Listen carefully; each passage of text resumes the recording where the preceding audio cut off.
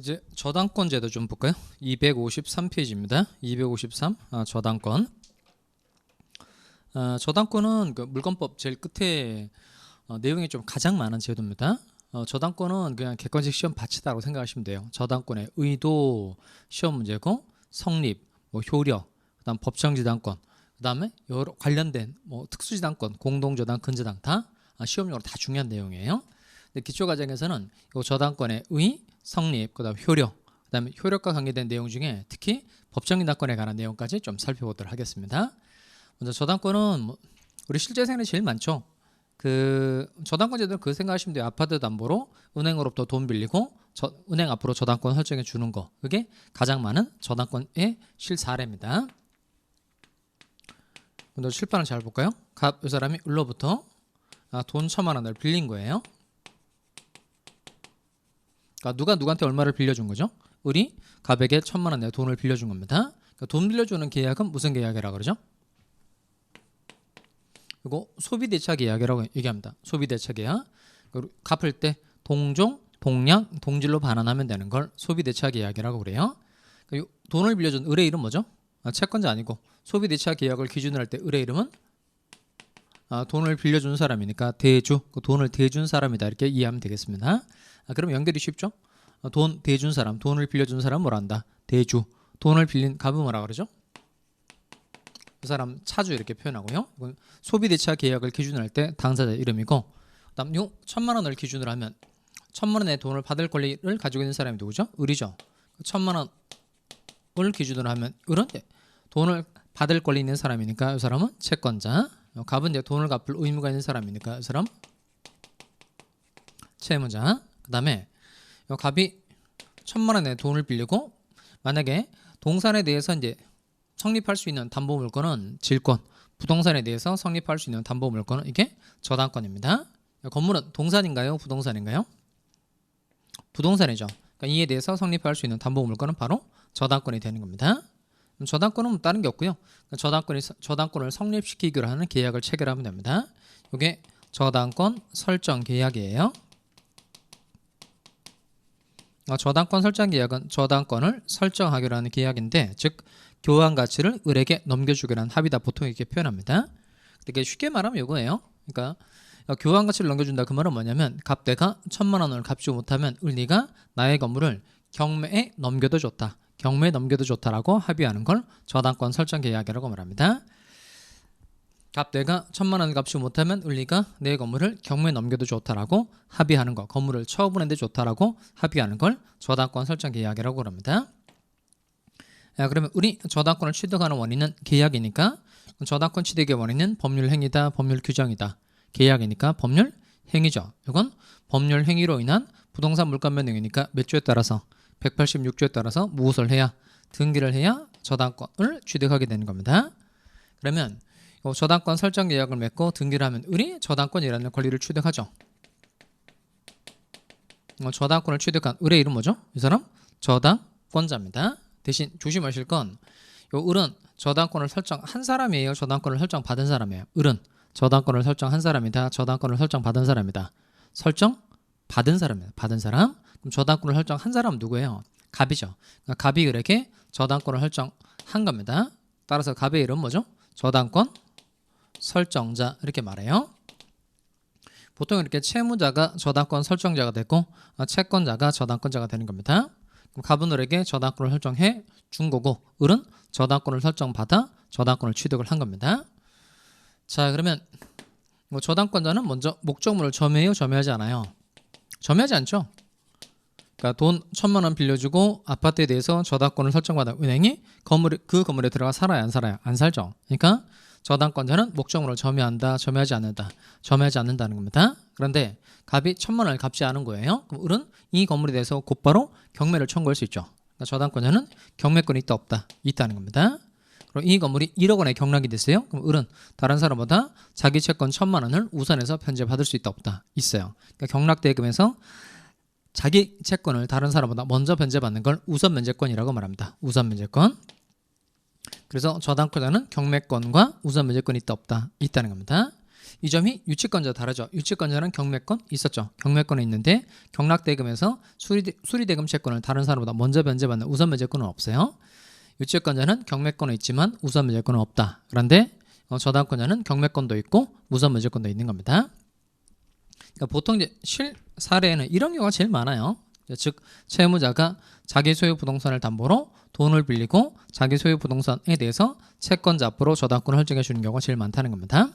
자, 그런데 이번에는 돈은 이제 갑이 빌린 거예요. 갑이 을로부터 1,000만 원의 돈을 빌린 겁니다. 그런데 병이라는 사람이 자기 소유 토지에 대해서 을에게 저당권을 설정해 줄 수도 있다 없다? 있죠. 다시 갑이 을로부터 1,000만 원의 돈을 빌린 거예요. 그런데 병이라는 사람이 자기 소유 토지에 대해서 을에게 저당권을 설정해 줄 수도 있다 없다? 있죠. 요 병과 같은 사람 이름이 이 사람 이름 중요합니다. 이 사람은 이제 물상보증인이라고 얘기하는 겁니다. 그러면 소비대차 계약을 맺은 사람은 누구예요? 소비대차 계약을 체결한 사람은 갑하고 을이죠. 그럼 이때 요 물상보증인이 등장하는 경우에는 저당권 설정 계약의 당사자는 누구죠? 병과 을이 되는 거죠. 다시 소비대차 계약은 누가 하는 거죠? 갑하고 을. 그런데 저당권 설정 계약은 병하고 을이 체결하는 겁니다. 이 말은 뭐냐면 갑이 을로부터 1,000만 원의 돈을 빌린 겁니다. 그런데 병이라는 사람이 갑이 1,000만 원을 갚지 않으면 네가 나의 토지를 경매에 넘겨도 좋다 이렇게 합의했다는 겁니다. 이렇게 요 병이라는 사람이 저당권을 설정해 주는 경우에 병과 같은 사람을 뭐라고 표현한다? 물상보증인이라고 표현한다는 겁니다. 그럼 이렇게 저당권 설정자는 채무자도 되지만 제3자 물상보증인도 된다는 거예요. 자, 그 다음에 이쪽에 다시 와볼까요? 그럼 요 1,000만 원의 채권하고 저당권 중에서는 뭐가 주된 권리일까요? 채권이죠. 채권과 저당권 중에서 뭐가 주된 권리다? 채권. 즉 1,000만 원의 채권의 확실한 만족을 얻어주기 위해서 저당권이 존재하는 거니까 채권이 없으면 저당권도 존재할 수 없게 되는 거죠. 그리고 채권하고 저당권 중에서는 뭐가 주된 권리다? 채권의 주된 권리라는 겁니다. 그 다음에 저당권이 있으니까 변제받기 좋은 거죠. 그러니까 즉 채권이 저당권을 담보하고 있는 거예요. 저당권이 채권을 담보하고 있는 거예요. 저당권이 있으니까 채권의 변제를 받기 좋아진 거죠. 그러니까 저당권이 채권을 담보하고 있다 이렇게 말한다는 겁니다. 저당권이 있으니까 채권의 변제를 받기 좋아진 거잖아요. 이게 바로 저당권이 채권을 담보하고 있다 이렇게 표현한다는 겁니다. 그럼 뒤집어 말하면 요 1,000만 원의 채권은 저당권에 의해서 담보가 되고 있는 거니까 이건 무슨 채권이 될까요? 그럼 피담보 채권이 되는 거죠. 그러면 또 피담보 채권하고 저당권 중에서는 뭐가 주된 권리죠? 피담보 채권이 주된 권리고 저당권이 무슨 권리다? 이게 종된 권리라는 겁니다. 자, 이렇게 하면 이제 저당권의 뜻이 되는 거예요.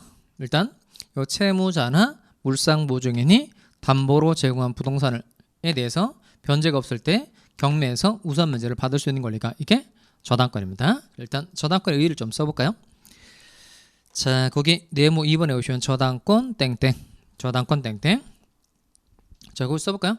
채무자 또는 물상보증인이 채무자 또는 물상보증인이 담보로 제공한 부동산에 대해 다시 채무자 또는 물상보증인이 담보로 제공한 부동산에 대해 변제가 없는 경우 경매하여 우선 면제를 받을 수 있는 권리. 변제가 없는 경우 경매하여 우선 면제를 받을 수 있는 권리. 그렇게 쓰시면 되겠습니다. 여러분 쓴 거 읽어볼까요? 쓴 거 천천히 읽어봅시다. 시작. 채무자 또는 물상보증인이 담보로 제공한 부동산에 대해 변제가 없는 경우 경매하여 우선 면제를 받을 수 있는 권리. 그게 저당권의 뜻이에요. 자, 그럼 문제를 맞춰봅시다. 자, 그러면 첫 번째 질문 드리도록 하겠어요. 저당권 설정자는 피담보 채권의 채무자에 한한다. 다시 저당권 설정자는 피담보 채권의 채무자에 한한다. O의 X예요. X죠. 다시 저당권 설정자는 피담보 채권의 채무자에 한한다. 그랬으면 값만 된다는 뜻인데 아까도 봤지만 병이라는 사람이 저당권 설정자가 될 수 있어요? 없어요? 있죠. 그래서 저당권 설정자는 피담보 채권의 채무자에 한한다. 그러면 O의 X예요. X. 그러니까 결국 저당권 설정자는 누구도 되고 누구도 돼요. 채무자도 되고 물상보증도 될 수 있다는 겁니다. 자, 두 번째 질문. 자, 이번엔 갑이 1,000만 원의 돈을 빌리고 병이라는 사람이 자기 소유 토지에 대해서 을에게 저당권을 설정해 준 겁니다. 그런데 갑이 1,000만 원을 갚지 않은 거예요. 그럼 을은 물상보증인 병 네가 1,000만 원을 갚아라 이렇게. 에듀윌 유료 회원만의 명품 교수 서비스.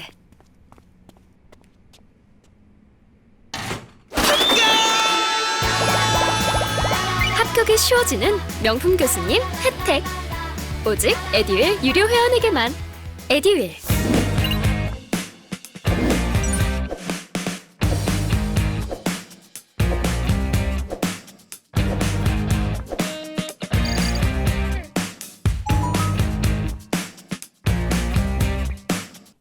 우리 병한테 이행을 청구할 수 있을까요? 없을까요? 다시 갑이 을로부터 1,000만 원의 돈을 빌렸는데 돈을 갚지 않은 겁니다. 그럼 을은 물상보증에 네가 1,000만 원을 갚아라. 이렇게 우리 병한테 이행을 청구할 수 있다 없다. 피담보 채무를 이행하라. 이렇게 청구할 수 있어요? 없어요? 할 수 없어요. 이 물상보증의 특징을 좀 잘 파악해 두시기 바랍니다.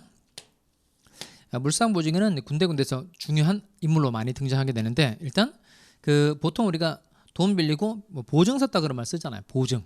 그러니까 그냥 보증이라고 물상보증에는 좀 다른 게 있어요. 그냥 보증에는 채무도 있고 책임도 있고 그래요. 채무도 있고 책임도 있어요. 그런데 물상보증 얘는 돈을 빌린 사람이 아니죠. 그러니까 물상보증에는 채무는 없어요. 채무는 없고 물상보증에는 자기 부동산으로 책임만 지는 사람입니다. 여기에 이걸 꼭 쓸까요? 물상보증에 밑줄하시고 뭐는 없고 채무는 없고 책임만 있다는 겁니다. 뭐는 없고 채무는 없고 책임만 있다는 겁니다. 기본 원리가 뭐냐면 이렇게 항상 채무 있는 자에게만 이행을 청구할 수 있어요. 다시 뭐 있는 자에게만? 채무 있는 자에게만 이행을 청구할 수 있다는 겁니다. 따라서 채무 있는 자에게만 이행을 청구할 수 있는데 물상보증에는 뭐가 없어서 채무가 없어서 갑이 1,000만 원을 갚지 않았다고 하더라도 을이 병이라는 사람에게 네가 1,000만 원을 갚아라 이렇게 이행을 청구하는 건 된다 안 된다? 안 된다는 겁니다.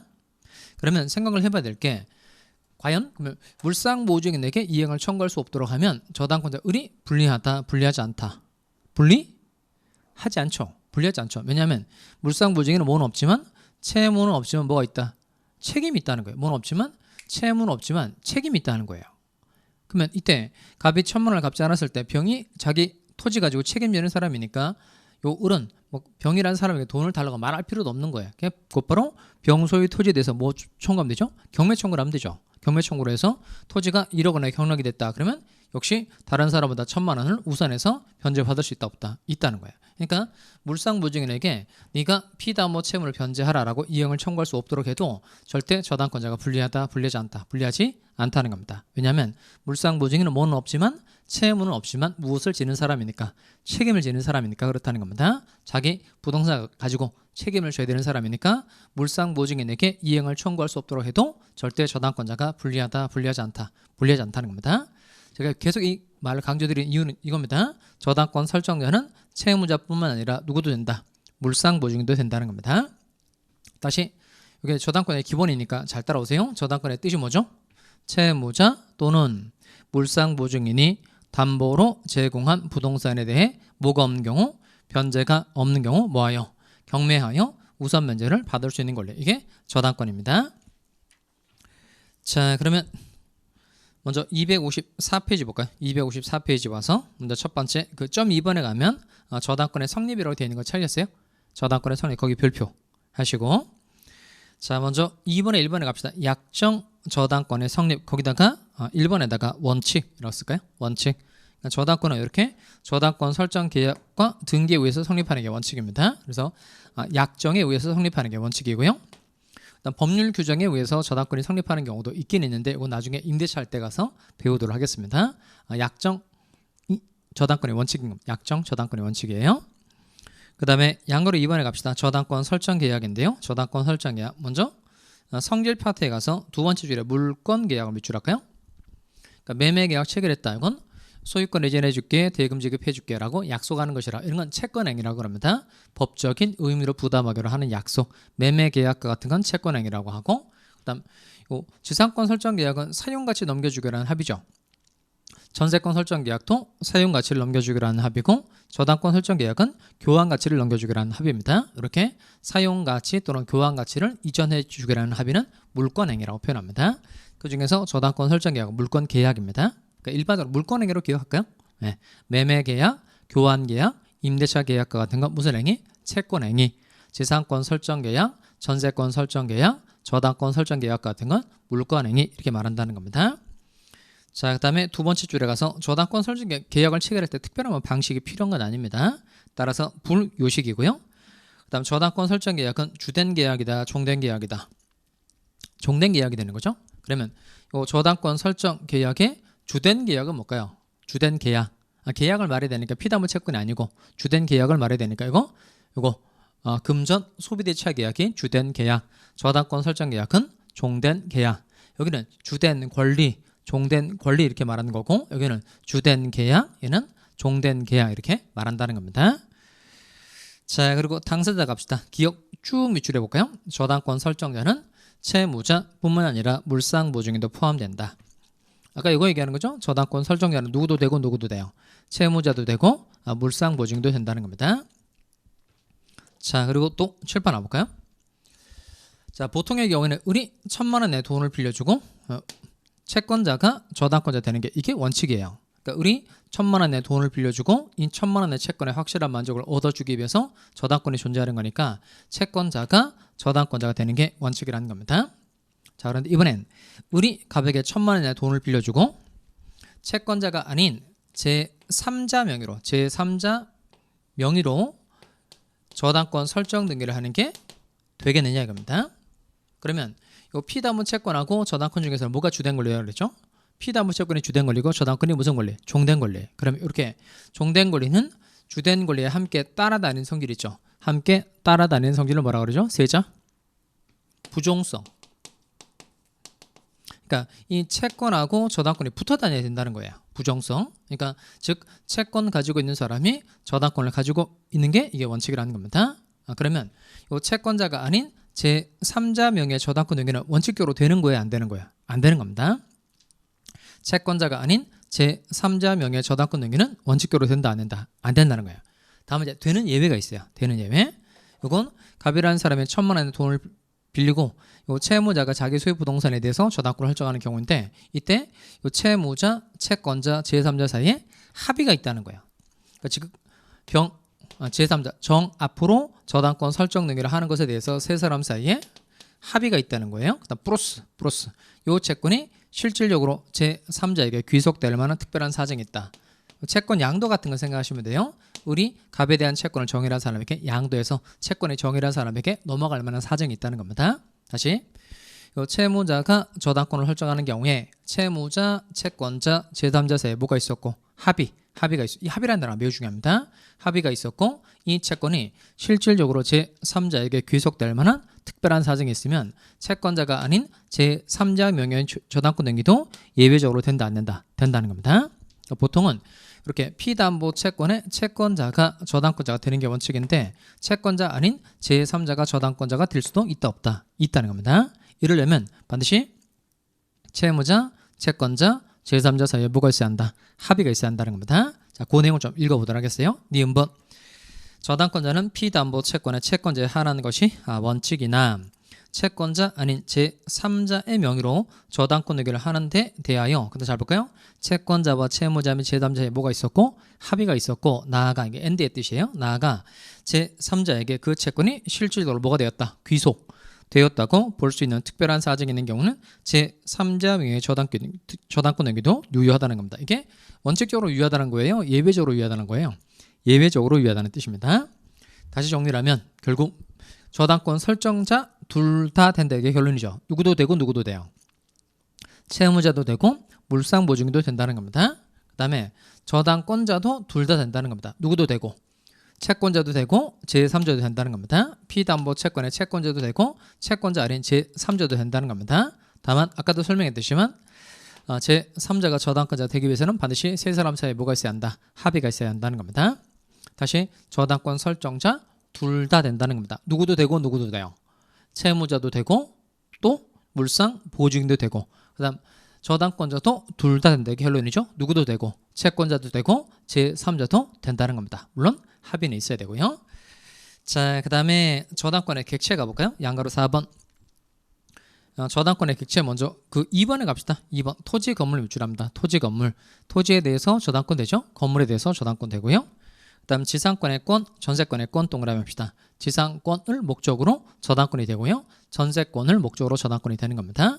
그럼 대신 용익물권 세 가지 중에 빠져 있는 게 있죠. 지역권이죠. 그러니까 지역권을 목적으로 저당권은 안 됩니다. 그러니까 지역권을 목적으로 저당권 안 돼요. 저당권의 대상으로 되어 있는 게 두 가지뿐인데 무엇보다 지상권과 전세권입니다. 그러니까 지역권을 목적으로 저당권 안 되는 겁니다. 아무리 유명하시더라도 저랑 공부 스타일이 안 맞으면 그냥 안 맞더라고요. 애들 유료회원이면 교수님들을 고를 수 있으니까 과목별로 나만의 드림팀을 만드는 느낌? 저랑 꼭 맞는 교수님을 선택할 수 있었던 게 합격 비법이었던 것 같아요.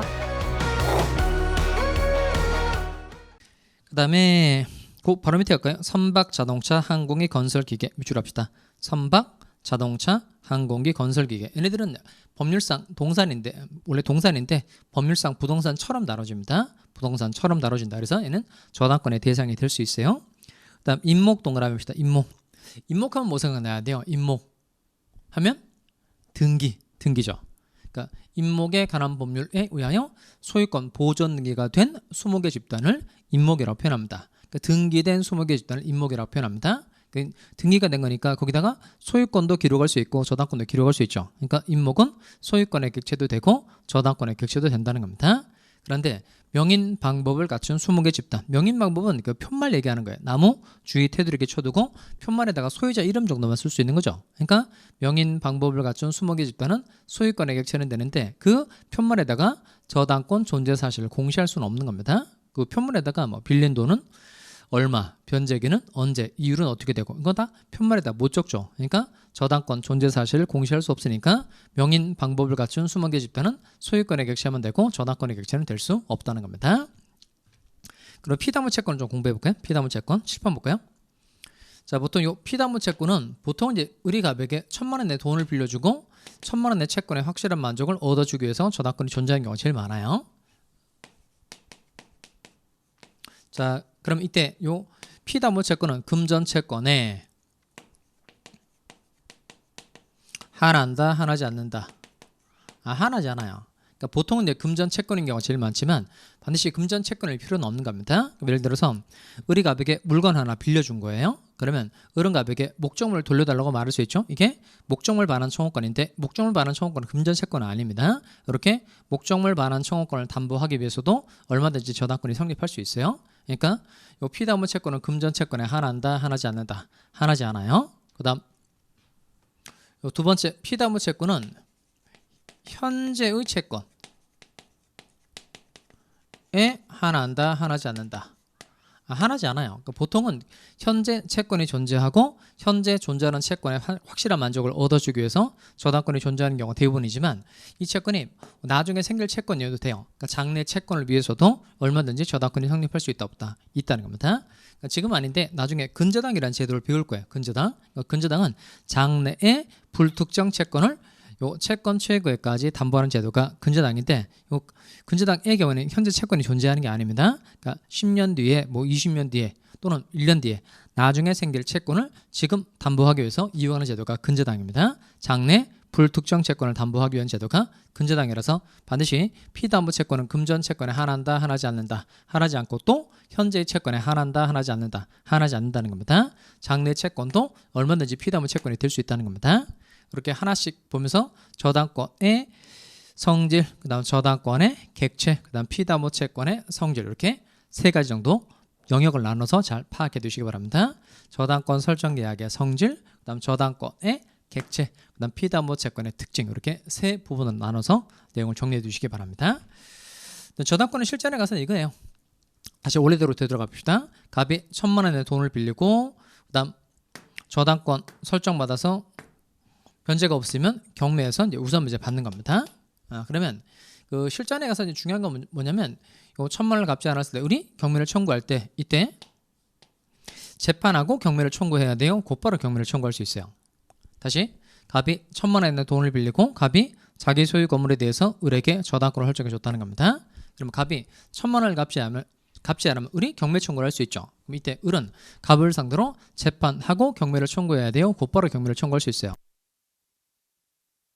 곧바로 경매를 청구할 수 있어요. 곧바로. 그러니까 이게 만약에 우리 1,000만 원의 돈을 빌려주고 아무런 담보 물건을 설정받지 않은 사람이라면 일반 채권자로 표현하는데 일반 채권자는 곧바로 경매 청구하는 게 안 되고 갑을 상대로 대여금 지급 청구 소동이라는 걸 해서 판결 얻고 난 다음에 경매를 청구해야 되죠. 이런 건 통상의 강제 집행 또는 강제 경매 이렇게 말합니다. 그런데 이 저당권자는 등기부에 나오는 사람이죠. 이런 사람들은 재판 같은 걸 할 필요가 없고 곧바로 경매를 청구할 수 있는데 이건 담보권 실행 경매 또는 임의 경매 이렇게 말합니다.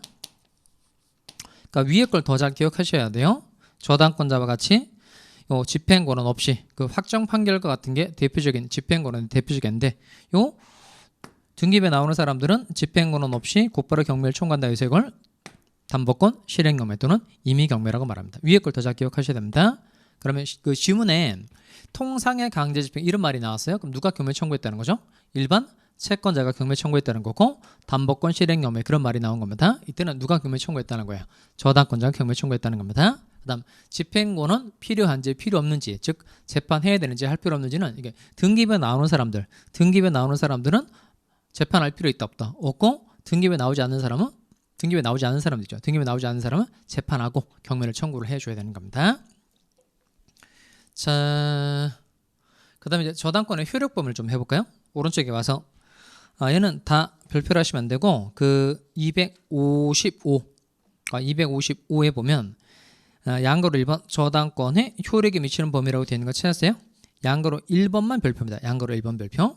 그 뒤에 그 우선 면제적 효력은 저당권을 실행해서 채권의 만족을 얻는 방법이니까 이건 257페이지에 나와 있는 내용 있죠. 얘는 그냥 한번 읽어보시고 시험용으로 중요한 건 양가로 1번입니다. 255페이지로 하세요. 저당권에 효력이 미치는 범위. 거기 양가로 1번의 별표입니다. 이거는 이런 경우를 한번 해봅시다. 갑 건물 소유자고요. 건물을 담보로 을로부터 1,000만 원의 돈을 빌린 거예요. 그리고 을에게 건물에 대해서 저당권을 설정해 준 겁니다. 갑하고 을이 저당권 설정 계약을 맺고 등기를 해서 을이 저당권이라는 권리를 취득을 한 거예요. 자, 그럼 이때 요 1,000만 원은 저당권에 의해서 담보가 되고 있으니까 이게 바로 무슨 채권이죠? 이게 피담보 채권. 피담보 채권하고 저당권 중에서는 뭐가 주된 권리다? 피담보 채권이 주된 권리다. 그랬어요? 자, 그러면 이 사람이 이제 저당권을 설정해 주고 난 다음에 이 건물에 창고를 이렇게 지은 거예요. 그러면 창고는 건물에 딱 달라붙어 있다고 해서 이걸 부화물 이렇게 표현합니다. 부화물. 창고는 부화물이라고 하고요. 나 건물에 벽걸이 에어컨 이런 걸 장착을 시켜둔 거예요. 벽걸이 에어컨. 벽걸이 에어컨은 붙어 있긴 하지만 얘는 그 벽걸이 에어컨만 따로 떼서 거래할 수 있죠. 이건 종물이라고 표현합니다. 종물. 그러니까 주된 물건의 경제적 가치를 높여주는 걸 종물 이렇게 표현합니다. 자, 그러면 이때 잘 보시면 을은 지금 어디에 대해서 저당권을 가지고 있는 사람이죠? 건물. 건물에 대해서만 저당권을 가지고 있는데 건물에 붙어 있는 창고하고 에어컨에 저당권의 효력이 미친다, 미치지 않는다. 먼저 미친다는 건 무슨 뜻일까요? 미친다. 영향을 준다는 거고. 영향을 준다는 건 무슨 뜻이에요? 효력이 있다는 거고. 효력이 있다는 건 무슨 뜻이에요?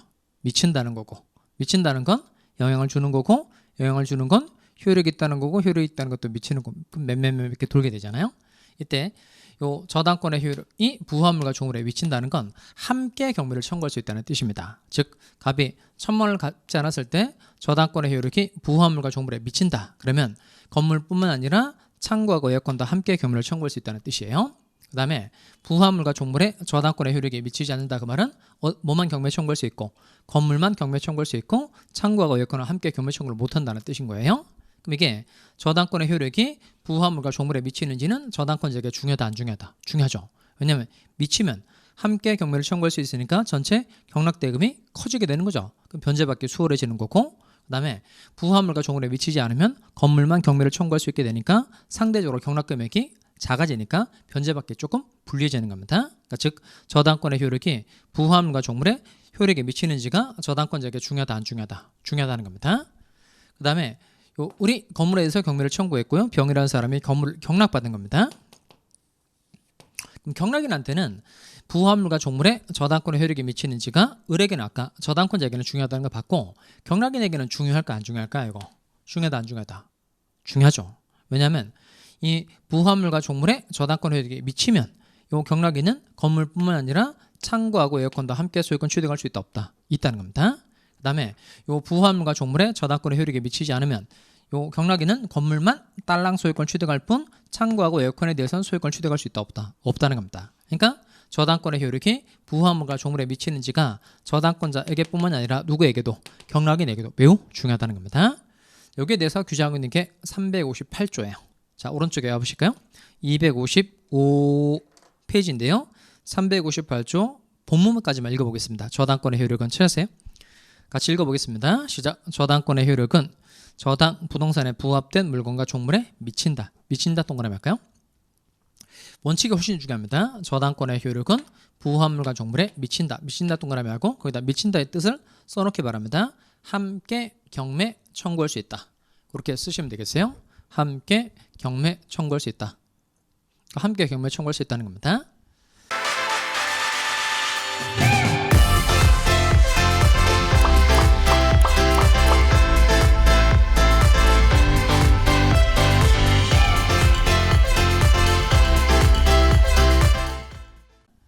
다만 이제 안 미치는 경우가 있는데 그게 단서예요. 단서. 그러나 법률의 특별한 규정 밑에다가 256조 단서 써볼까요? 256조 단서 생각나요? 부동산에의 부합. 본문. 부동산의 소유자는 그 부동산에 부합한 물건의 소유권을 취득한다. 단서 내용이 뭐냐면 타인의 권원에 의하여 부속된 것은 그러하지 아니하다. 권원에 의하여 부속된 것은 부속시킨 자의 소유다. 그 내용이 대표적인 예입니다. 특별한 규정에다가 256조 단서 써두시고요. 그 다음 설정행위의 다른 약정에다가 특약이라고 써볼까요? 일단 이렇게 기억합니다. 부합물과 종물에 저당권의 효력이 미친다, 미치지 않는다. 미친다는 겁니다. 그런데 안 미치는 경우가 있는데 그게 특특이에요. 특특 법률의 특별한 규정. 특별한 규정이 있는 경우에 특별 규정이 있는 경우에 미치지 않고 또 특약이 있는 경우 당사자 사이에 저당권 설정 계약을 체결하면서 부합물과 종물에는 저당권의 효력이 미치지 않는 것으로 하자. 특약을 맺으면 저당권의 효력이 미치지 않는다는 겁니다. 일단 원칙이 중요해요. 부합물과 종물에 저당권의 효력이 미친다, 미치지 않는다. 미친다는 겁니다. 그런데 법률에 특별한 규정이 있는 경우, 특약이 있는 경우에는 예외적으로 미치지 않는 겁니다. 이번엔 또 다른 내용을 좀 해볼까요? 갑이 역시 건물 가지고 있고 건물 담보로 을로부터 1,000만 원 내 돈을 빌리고 건물에 대해서 을에게 저당권을 설정해 준 겁니다. 그리고 갑은 이 건물을 병이라는 사람에게 임대차를 해줬어요. 임대차를 해줬으니까 병으로부터 뭐 받았을까요? 임대차 계약을 체결했으니까 차임이라고 말해요. 차임과 같은 게 이게 건물에서 생긴 과실인 거예요. 과실. 그러면 지금 을은 어디에 대해서 저당권을 가지고 있죠? 어디에 대해서? 건물에 대해서 저당권을 가지고 있는 겁니다. 그럼 이때 건물 저당권의 효력은 건물에서 생긴 이 차임 과실에 저당권의 효력이 미친다, 미치지 않는다. 먼저 미친다의 말은 뭘까요? 미친다. 그럼 차임에 대해서도 피담보 채권의 변제를 받을 수 있다는 뜻이고요. 그 다음에 과실에 대해서 효력이 미치지 않는다 그 말은 그냥 건물만 경매 청구해서 경락대금에서 변제를 받아야 되고 차임으로부터는 변제를 받지 못한다는 뜻입니다. 그러면 이 과실에 저당권의 효력이 미칠까요? 미치지 않을까요? 일단 조언 한번 읽어볼까요? 밑에 내려오시면 359조 있죠? 359조 제가 읽겠습니다. 저당권의 효력은 저당 부동산에 대한 압류가 있은 후에 저당권 설정자가 그 부동산으로부터 수취한 과실 또는 수취할 수 있는 과실에 미친다. 미친다 동그라미 하시고 그럼 359조 조문을 읽어보니까 과실에는 원칙적으로 저당권의 효력이 미친다는 거예요? 미치지 않는다는 거예요? 미치지 않는다는 뜻입니다. 이게 원칙적으로 미치지 않아요. 그러니까 그 미친다고 세트를 이루는 단어를 반드시 찾아내야 됩니다. 그 단어가 뭘까요? 압류예요. 압류.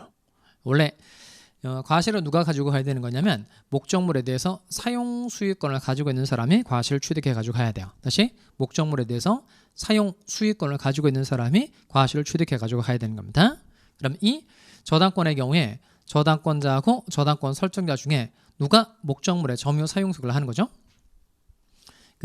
쉽게 아파트 담보로 은행으로 돈을 빌리고 은행 앞으로 저당권을 설정해 준 거예요. 그다음 아파트를 세를 준 겁니다. 월세 당연히 누가 가져가는 거죠? 그 아파트 주인이 가져가는 거죠. 이렇게 저당권 설정자가 목적물의 과실을 취득해 가지고 가는 거예요. 그러니까 다시 과실은 목적물의 사용 수익권을 가지고 있는 사람이 과실을 취득하는 건데 저당권의 경우에는 저당권 설정자가 목적물에 대한 사용 수익권을 가지니까 과실은 누가 가지고 가는 거예요?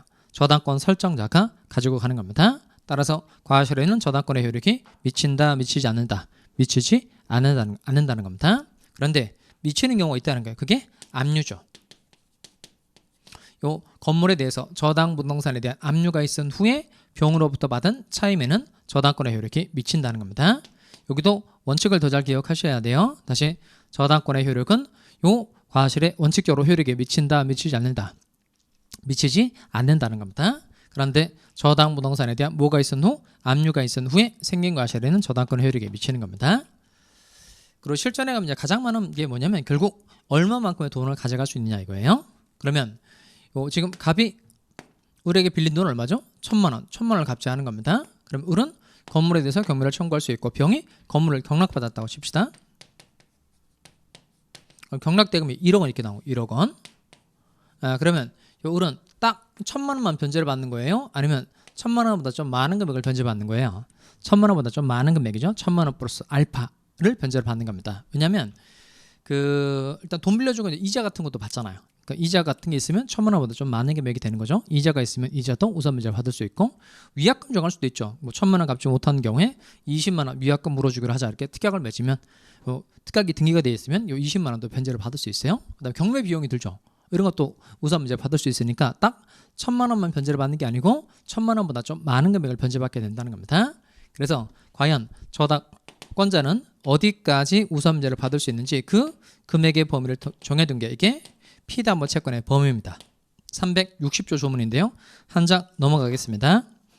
360조 조문인데요. 256페이지 볼까요? 256페이지에 보면 동그라미 2번 피담보채권의 범위라고 되어 있는 거 찾으셨어요? 거기다 땡땡 하시고 우선 변제를 받을 수 있는 다시 우선 변제를 받을 수 있는 금액의 범위 우선 변제를 받을 수 있는 금액의 범위 그렇게 씁니다. 우선 변제를 받을 수 있는 금액의 범위. 그러면 우리 건물에 대해서 경매를 청구했고 건물 경락대금 1억 원 나왔을 때 과연 을은 어디까지 우선 변제를 받을 수 있는지 그 금액의 범위를 정하고 있는 게 그게 360조라는 겁니다. 자, 먼저 360조 조문을 좀 읽어보도록 하겠습니다. 본문 단서 가리지 말고 쭉 읽겠어요. 저당권은 원본, 이자, 위약금, 채무 불이행으로 인한 손해배상 및 저당권의 실행비용을 담보한다. 그 저당권 실행비용 밑에다가요 밑줄하시고 그게 경매비용입니다. 경매비용. 그 다음에 그러나 지연배상에 대하여는 원본의 이행기일을 경과한 후의 1년분에 한하여 저당권을 행사할 수 있다. 읽어보니까 결국 그 피담보채권의 범위에 해당되는 건 총 몇 가지라는 거예요. 피담보채권의 범위에 해당되는 건 4가지다, 5가지다, 6가지다. 몇 가지죠? 피담보채권의 범위에 해당되는 건 5가지인데 그 5가지를 좀 쪼개서 배웁시다. 앞에 3개, 뒤에 2개 이렇게. 자, 먼저 원본, 이자, 위약금. 원본, 이자, 위약금. 그 뒤에 2개는 순서를 좀 바꾸겠어요. 저당권 실행비용을 먼저 합시다. 저당권 실행비용은 경매비용 말하는 겁니다. 그 다음 채무 불이행으로 인한 손해배상. 이렇게 총 몇 가지가 담보된다는 거예요. 5가지. 그래서 원본 얼마죠? 원본 1,000만 원. 그 다음 이자. 이율이 있으면 연 2% 이렇게 했어요. 그럼 이자 우선 문제 되는 거고 위약금 정한 바 있다. 그리고 위약금 등이 돼 있으면 얘도 우선 문제 받을 수 있는 겁니다. 그 다음 저당권 실행비용이 경매비용인데요. 경매비용은 채무자가 낼까요? 채권자가 낼까요? 채권자, 저당권자 내는 겁니다. 그러니까 값이 1,000만 원 값이 하는 거예요. 그럼 건물이 예를 들어 한 1억짜리라면 보통 한 3% 정도 계산하시면 돼요. 3% 정도. 그게 경매비용. 이제 저당권자 먼저 자기 주머니에서 3% 해당되는 300만 원 먼저 내는 겁니다. 그 돈 가지고 이제 감정평가 비용도 하고 여러 경매 절차를 진행시키기 위한 비용에다 쓰는 겁니다. 그리고 낙찰이 이루어졌어요. 그럼 그 경락대금 1억 원에서 을이 낸 300만 원을 제일 먼저 떼서 경매 비용으로 낸 돈을 제일 먼저 떼서 저당권자에게 주는 겁니다. 이렇게 저당권 실행비용, 경매 비용도 피담보채권의 범위에 해당되는 겁니다. 그다음 채무 불이행으로 인한 손해배상. 그러니까 1,000만 원 내 변제기가 도래했어요. 이거 변제기입니다. 변제기가 도래했다는 겁니다. 그러면 돈을 변제기가 왔음에도 불구하고 돈을 갚지 않았으니까 지연이자가 따라붙죠. 이게 바로 채무 불이행으로 인한 손해배상입니다. 다만 이 지연배상, 지연이자 이렇게도 말하는데 그 뒤에 볼까요? 지연배상에 대하여는 원본의 이행기를 경과한 후의 몇 년분에 하나요? 1년분에 하나요? 저당권을 행사할 수 있다는 겁니다. 그러면 변제기가 경과한 때로부터 3년 지났다 쳐봐요. 그럼 이 지연이자가 총 3년치잖아요. 지연이자 총 3년치인데 이 경락대금에서 지연이자만큼은 3년치를 총 다 변제를 받을 수 없고 지연이자만큼은 몇 년치만 변제를 받는다. 1년치만 변제를 받는다는 겁니다. 그래서 채무 불이행으로 인한 손해배상이 지연배상을 말하는 건데 이 지연배상은 몇 년분만 담보된다. 1년분만 담보된다는 겁니다. 그럼 이 피담보 채권의 범위에 해당되는 거 이해하는 거예요? 외우는 거예요? 외워야 돼요. 반드시 외우셔야 됩니다. 자, 그래서 피담보 채권의 범위에 해당되는 게 총 몇 가지 있다고요? 5가지 외워볼까요? 그냥 풀로 외우세요. 줄이지 마시고 풀로 다 외웁니다. 원본, 이자, 위약금, 그 다음 저당권 실행비용, 채무 불이행으로 인한 손해배상, 채무 불이행으로 인한 손해배상이 지연배상을 말하는 건데 얘는 몇 년치만 담보된다. 1년치만. 자, 이렇게 목적물의 범위, 그 다음에 피담보 채권의 범위 다 중요하다는 겁니다. 그럼 칠판 보고 잘 정리해 두시기 바라요. 이렇게 부합물과 종물의 저당권의 효력이 원칙적으로 미친다, 미치지 않는다. 미친다는 겁니다. 그런데 안 미치는 경우가 2가지 있어요. 그게 2가지가 특, 법률에 뭐가 있을 때, 특별한 규정이 있을 때, 특약이 있을 때 미치지 않고요. 그 다음 과실의 저당권의 효력이 원칙적으로 미친다, 미치지 않는다. 미치지 않는다. 그런데 저당 부동산에 대한 뭐가 있은 후에, 압류가 있은 후에 생긴 과실에는 저당권의 효력이 미친다는 겁니다. 그리고 피담보 채권의 범위라는 건 경락대금에서 우선 면제를 받을 수 있는 금액의 범위를 말한다는 겁니다. 총 피담보 채권의 범위에 해당되는 게 5가지인데 5가지 뭐 있다고요? 원본, 이자, 위약금, 저당권 실행비용, 채무 불이행으로 인한 손해배상. 이렇게 딱 정리를 해두시기 바랍니다. 자, 여기까지 하고 좀 쉬었다가 계속 보도록 하겠습니다.